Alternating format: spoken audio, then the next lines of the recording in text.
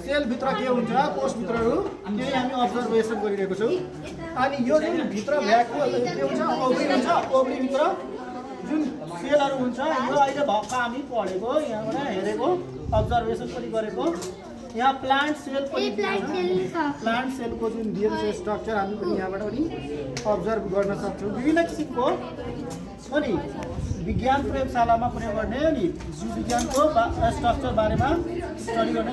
यहाँ जुन यो जे छ हिस्टोरी अफ स्कोमस इपिथेलियल टिस्युको बारेमा पनि यहाँ दिएको छ, यो पनि हामी अब्जर्भ गर्ने नै छौँ। यसरी हामीले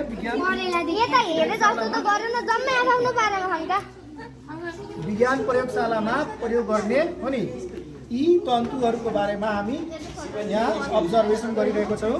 अनि यसरी हामीले मात्र पढेर होइन हामीले गरेर सिकेर पनि हामी प्रत्यक्ष अब्जर्भेसनको मद्दतले पनि गरिरहेको छौँ, हो कि न? आजको युगमा प्र्याक्टिकल के छ?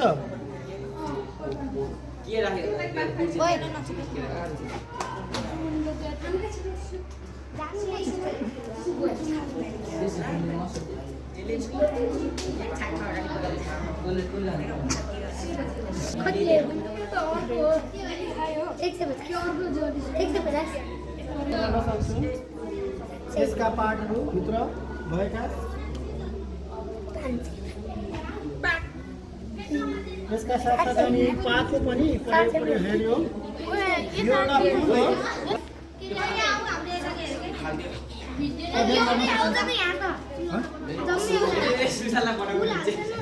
फुलहरू अरू पनि हालेर